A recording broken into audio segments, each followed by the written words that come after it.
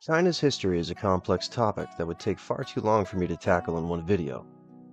So instead, I'd like to focus on one small, long-forgotten part of that history. It's the story of an equally small ship, and its fight against overwhelming odds. However, to tell that story, we're going to need to go back to the early 1800s.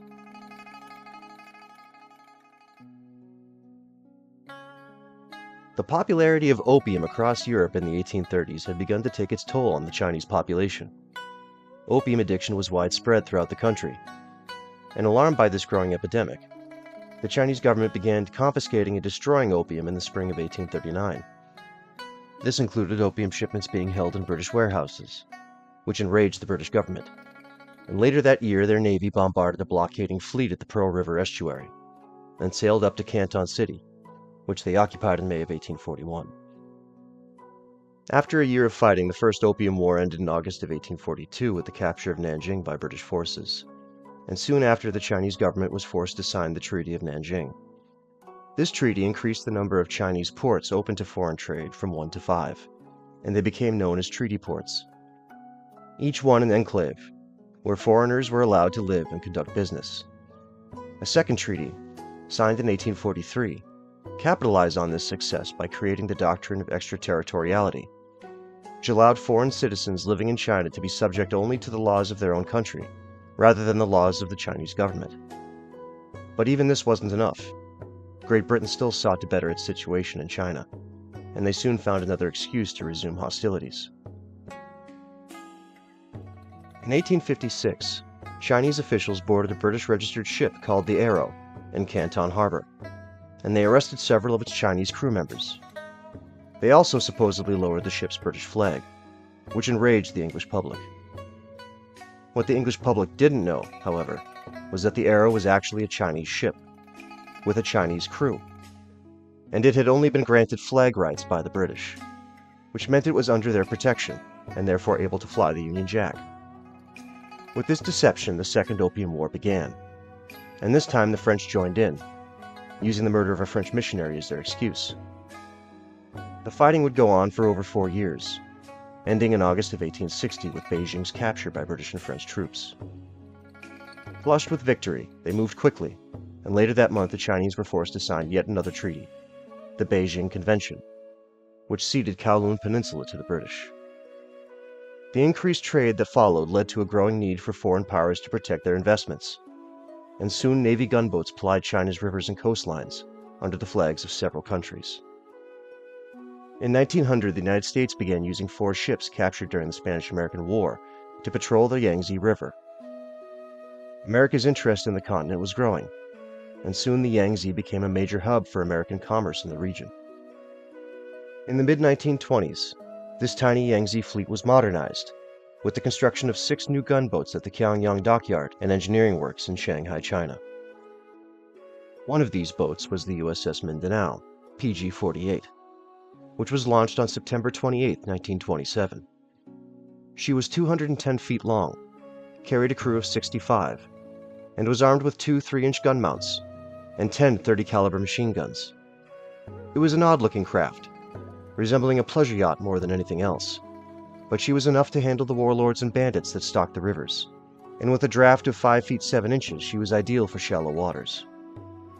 Mindanao soon became the flagship of the South China Patrol Force of the U.S. Asiatic Fleet, and she spent the next 12 years patrolling the southern coast of China, protecting America's interests in the area. On September 18, 1931, Japan invaded Manchuria and established a puppet state. This led to civil unrest throughout the country, and for several years Chinese and Japanese forces skirmished along the newly formed border with little help from America and the European nations that preyed upon its resources. A full-scale invasion began on July 7, 1937, and what came to be known as the Second Sino-Japanese War put the Mindanao and the Yangtze Fleet in the unenviable position of maintaining America's neutrality within an increasingly hostile environment. This letter, written by an unknown member of Mindanao's crew, captures the tumultuous uncertainty that surrounded the ship at this time. Hong Kong, June 9, 1938. Dearest family, so you're no longer Marylanders. Well, you may have better luck in Jersey. Please send me definite dope on the change of address. I need it for my service records. Things are getting bad in Canton. The Japs claim they will have Canton in a week. The bombing is getting closer every day. Over 2,000 killed last Sunday. Average 500 deaths a day. Hit the French hospital yesterday, so they landed their Marines and recalled their gunboat Argus. They own half of Hainan Island as a garrison, and have it fortified with barbed wire and sandbags. They have several companies of those plucky little Indo-Chinese fighters. The British have 5 gunboats, but the Minnie stands alone. We came to Hong Kong for annual inspection, a 2-day affair. Went through it in 6 hours. Loaded up with stores and back to the war zone tomorrow. Might be a long time till we get out. A blockade is likely, so don't worry if I don't write for a while. Say hello to Grandma and Jenny. Love to all. Chief. Canton fell to the Japanese on October 29, 1938, while the Mindanao and other Western gunboats looked on. And by late 1940, Japan held most of China's eastern coast. Mindanao was docked in Hong Kong harbor when she received orders on December 2, 1941, to retreat to the Philippines, along with the rest of the Yangtze fleet. But this was a problem. Mindanao and her sisters had rudders and propellers that were almost at the water's surface. Perfect for rivers, terrible for crossing large stretches of open ocean. The Mindanao's captain, Lieutenant Commander Alan Reed McCracken, set about readying the boat for sea. According to an article written by A.B. Feuer for Sea Classics magazine in their September 2006 edition, McCracken stated that heavy spare parts were lashed to the fantail of the Mindanao to help keep her stern down and her propellers underwater. The gunboat was also loaded with 250,000 rounds of .30 caliber ammunition. We had stored 6 months' supply of food staples in Hong Kong. Half of this amount was brought aboard the ship, while the remainder was left at the disposal of the American Consul General. A Chinese boatyard worked through the night building life rafts for Mindanao, and she was finally ready to leave Hong Kong in the early morning hours of December 4th. Once Mindanao was clear of the harbor and on her own, the weather began to deteriorate rapidly. Heavy seas and high winds knocked the boat about like a toy, and Commander McCracken recalled that our course put us in the trough of the water, and the ship tossed so violently that it appeared the engines might loosen from their mountings. Therefore, we turned to an easterly direction, on the assumption that the weather would abate sufficiently in a few days, so that we would be able to resume a direct route to Luzon. The weather, however, got worse, and after 3 days the storm-tossed ocean forced Mindanao back to the Chinese coast.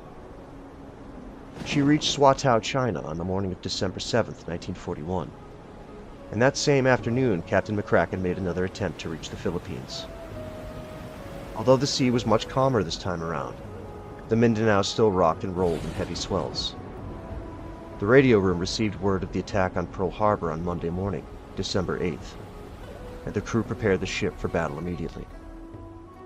Later that day, the Mindanao spotted a 60-foot Japanese fishing boat and quickly overtook it. Captain McCracken sent over a boarding party, and they soon found bundles of Japanese military uniforms hidden in the hold. The fishing boat was taken as a war prize, and her 10 crew members became the first Japanese prisoners taken by America during the war. Mindanao towed the boat for a while, hoping to use it as a harbor patrol craft in Luzon, but it soon became too difficult to tow, and Captain McCracken made the painful decision to cut the fishing boat free and sacrifice his war prize. The USS Mindanao reached the Philippines and anchored in Manila Bay on December 10th. The USS Luzon and USS Oahu had already arrived, and the 3 boats immediately began taking turns patrolling the waters east of Bataan at night. An unknown sailor who served aboard the Mindanao at this time left a written account of these early days in the Philippines, and he recalled that, on the morning of December 21st, we assumed duties at the mouth of Manila Bay, guiding ships leaving Manila for the safety of southern ports. Christmas Eve 1941, we went into Manila to refuel, docking at Pier 7. Returning to our mine channel guard station, we stayed until the 29th, the date of the first bombing of Corregidor by the Japanese. From this day onward, Corregidor was bombed incessantly, day and night. Beginning the 30th, We started night patrols from Corregidor of both the east and western shores of Manila Bay to prevent Japanese infiltration behind our lines on Bataan. In these operations, we were assisted by the USS Oahu and the USS Luzon. All small craft based on Corregidor during this period were subject to daily dive bombings and sporadic sniping by the Japanese. Casualties during this time were very low. These routine operations continued without any untoward events through the months of January, February, and March 1942. The afternoon of April 1st, the Mindanao and the Oahu received orders to proceed to the Manila area to intercept Japanese reinforcements to Bataan. Late that afternoon, we intercepted 3 tugs towing about 10 barges, each filled with Japanese troops, approximately 5,000 troops. We sank 7 of the barges, then had to retire in the general direction of Corregidor due to heavy gunfire from a shore-based Japanese battery in the Cavite area. During the shelling of the enemy barges, we were strafed by 3 Japanese dive bombers, with no material damage. The Japanese were forced to turn back from their objective.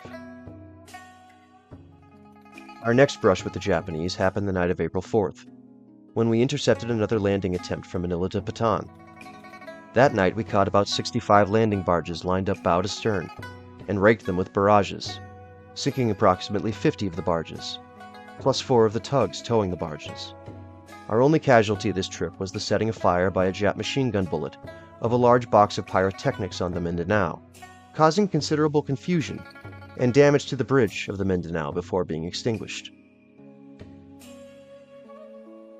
On the day of Bataan's fall, April 9th, we were subjected to considerable shelling by Japanese light artillery batteries on Bataan, plus continual strafing raids by Japanese dive bombers, all of which caused considerable confusion, but no damage.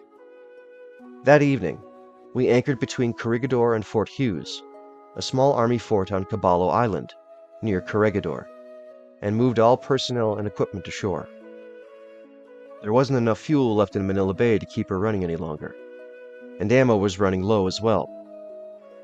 In the end, Mindanao was defeated by supply shortages, and the boat sat anchored near Fort Hughes until May 2nd, when Mindanao's engine room was damaged during an aerial bombing. She was left listing badly, stripped of her guns and anything useful. The boat's wheelhouse was charred black and wreathed in the smoke that poured from her smoldering engines. The tough little Mindanao had given all that she had, and her crew watched their beloved ship sink from the shore of Caballo Island.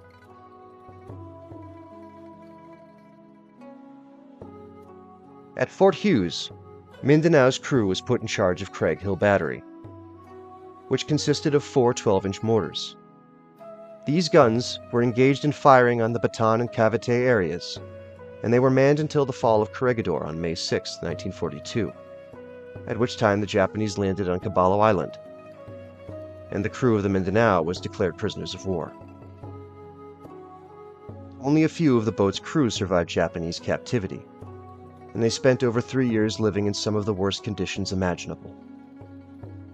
One of these fortunate enough to make it home was Lieutenant Commander Alan McCracken, who was liberated by U.S. forces at Bilibid prison camp in Manila on February 5, 1945. He received the Navy Cross for his actions while in command of USS Mindanao, and retired from the Navy as a Rear Admiral. Alan Reed McCracken passed away on November 17, 1989, at the age of 91, and he was laid to rest in Arlington National Cemetery.